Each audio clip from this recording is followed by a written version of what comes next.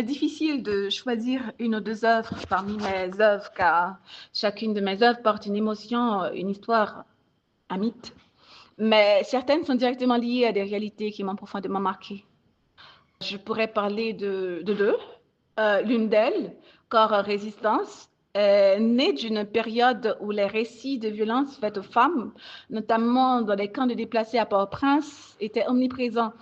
Ces témoignages, les témoignages qu'on a recueillis ont suscité en moi une forte réaction émotionnelle que j'ai ressenti le besoin de traduire en peinture. Et cette œuvre rend hommage à la dignité des corps qui refusent d'être réduits à des objets de domination et de défoulement.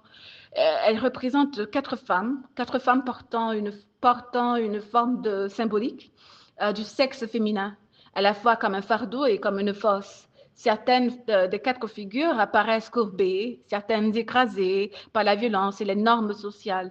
D'autres semblent dissimuler ou contenir leur féminité pour survivre, mais certaines se redressent, affirmées, transformant leurs blessures en force, leurs cicatrices en mémoire et leur corps en espace de dignité.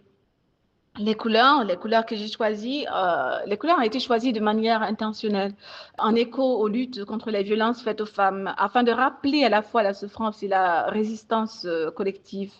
Une autre œuvre importante pour moi, c'est Insécurité. Je pense qu'on ne peut pas parler de la souffrance et de la résilience des femmes sans interroger aussi les causes profondes de ces violences. Cette œuvre s'inscrit dans cette volonté d'ouvrir un dialogue. L'œuvre plutôt représente une figure masculine inspirée d'un chef de gang, le chef de gang, malgré une apparence de puissance, de force, est intérieurement fragmenté et je pourrais dire en perte de repère. Et l'absence de tête, parce qu'il n'a pas de tête sur la peinture, symbolise une perte d'identité et de direction.